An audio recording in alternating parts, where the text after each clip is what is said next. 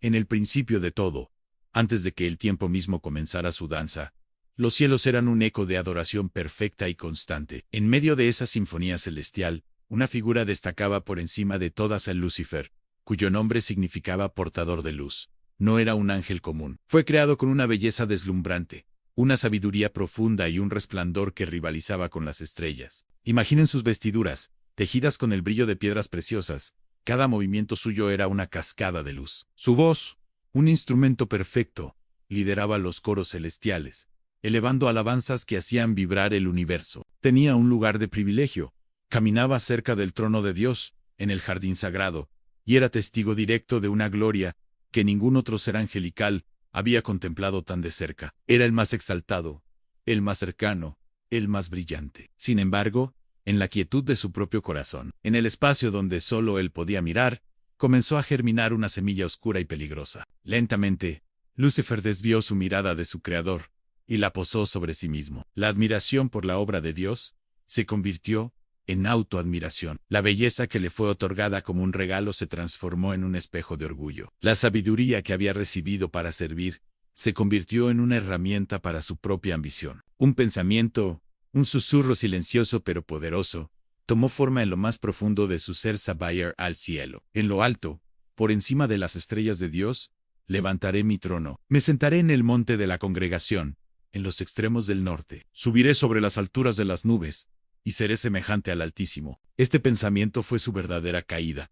el instante en que la traición nació en su mente, mucho antes de que sus acciones se manifestaran. El deseo de ser igual a Dios, en lugar de reflejar su gloria, fue el veneno que corrompió su perfección. El cielo, un reino que hasta ese momento solo había conocido la paz y la armonía, se estremeció al presenciar el nacimiento de una rebelión. El portador de luz comenzó a esparcir sombras de descontento. Con su carisma y su posición exaltada, Lucifer convenció a una tercera parte de los ángeles para que se unieran a su causa. Les susurró promesas de una supuesta grandeza, de una libertad sin límites, de tronos y poder que, en realidad, nunca les pertenecieron. Les pintó un cuadro donde ellos serían los dueños de su propio destino, libres de la autoridad de su creador. Pero hay una verdad inmutable, no se puede arrebatar lo que solo Dios, en su soberanía, puede otorgar. La rebelión no era solo contra una ley, sino contra el amor mismo que los había creado. Entonces, la justicia divina, que es tan parte de la naturaleza de Dios como su amor,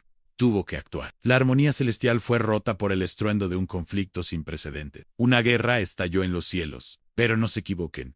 No fue una batalla de espadas y fuerza bruta como las que conocemos en la tierra. Fue una guerra de principios, una confrontación de autoridad, lealtad y verdad. De un lado, Lucifer y sus ángeles rebeldes, cegados por el orgullo. Del otro, el arcángel Miguel y los ejércitos de ángeles que permanecieron fieles, cuyo poder no residía en su propia fuerza, sino en su devoción al Creador. En esa confrontación cósmica, el orgullo no pudo prevalecer contra la verdad. La luz falsa fue extinguida por la luz verdadera. Y así Lucifer, el que una vez fue el lucero de la mañana, fue arrojado del cielo. Su caída fue súbita y catastrófica, como un rayo que desgarra la oscuridad. La luz radiante que una vez lo envolvía, se apagó para siempre, dejando tras de sí solo la oscuridad de su propia elección. Su nombre, que una vez significaba portador de luz, fue cambiado para reflejar su nueva naturaleza. Se convirtió en Satanás, que significa el adversario, el acusador. Al caer a la tierra, no trajo consigo la luz sino una furia inmensa.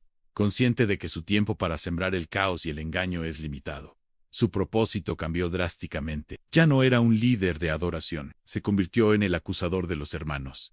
Ya no era una guía hacia la verdad, se convirtió en el padre de la mentira. Ya no reflejaba la gloria de Dios. Ahora la desafiaba con cada fibra de su ser caído, buscando desviar a la humanidad del camino para el que fue creada. Pero la historia no termina con su aparente victoria en la tierra. Desde el mismo momento de su caída, su derrota final ya estaba escrita en el plan divino, porque la misma raíz de su caída, el orgullo, sería conquistada por su antítesis perfecta. Así como el orgullo de un ángel lo hizo caer, la humildad de un Dios hecho hombre, Jesucristo, traería la victoria definitiva. La cruz se convertiría en el símbolo de esa victoria, donde el mal fue desarmado y la deuda fue pagada. Y en el final de los tiempos, aquel ser que en su soberbia quiso ser como Dios, que anheló usurpar un trono que no le correspondía, será juzgado por el mismo Dios al que intentó destronar.